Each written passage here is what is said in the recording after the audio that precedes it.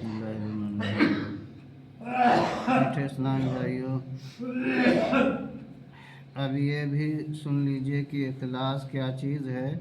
सुनिए, इखलास के ये माना है कि बंदा हर अमल में अल्लाह ताला ही की रज़ा तलब करे और हरगिज़ अपने किसी अमल में लज़्ज़त नफ्स या रियाकारी का गुज़र न होने दे, न अपनी कोई ज़ाती गर्ज या फ़ायदा मलहूज़ रखे।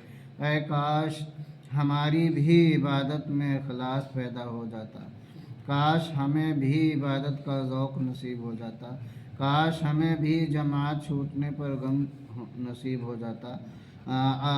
गम क्यों कर हो, हम तो जानबूझकर जमातें तर्क कर देते हैं, बल्कि नमाज़ें तक छोड़ देते हैं। जमातों और नमाज़ों का गम तो करने वाले कर गए और अपने मुरादों को पहुँच गए।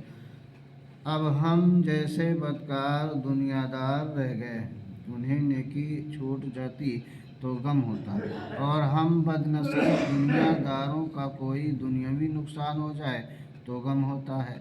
उनकी कभी इत्तेफाक से जमात छूट जाती तो बेकरार हो जाते, और हमारा कोई गाहक हाथ से निकल जाए तो हम बेकरार हो जाते हैं।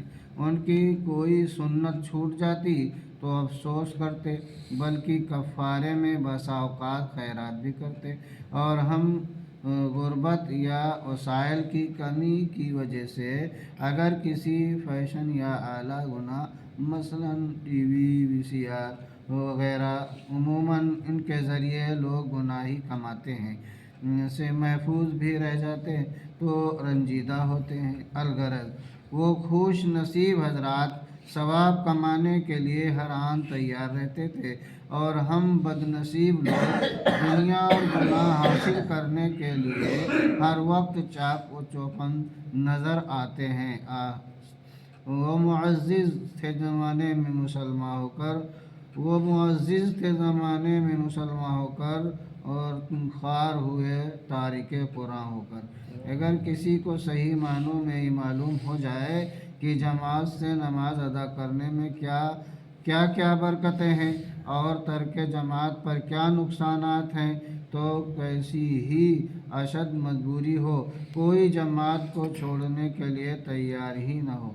मस्जिद ख्वाह कितनी ही दूर हो और कितना ही किराया खर्च हो जाए, लेकिन लोग हर कीमत पर जमात को हासिल करने की सही करें।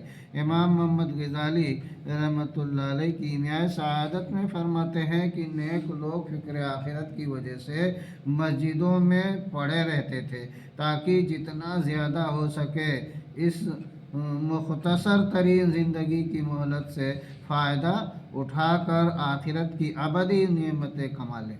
इस वजह से मस्जिद के बाहर लड़के वगैरह अशिया खुर्दनोश फ़रोख्त करते, यूँ खाने पीने की अशिया भी इन्हें बआसानी दस्तयाब हो जाती।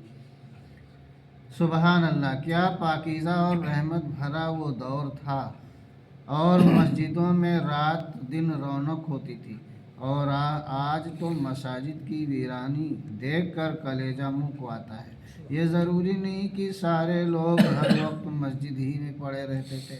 मतलब यह है कि जितना मुमकिन होता वो हजरात मसाजिद में वक्त गुजारते थे। लिहाजा अगर मुमकिन हो तो कसब हलाल और वालिदैन औलाद वगैरह की देखभाल से जो वक्त फारिग हो उसे ज़रूर ज़िक्र व दरूद और फ़िक्र आखिरत और अच्छी सोहबत में गुजारने की कोशिश करनी चाहिए।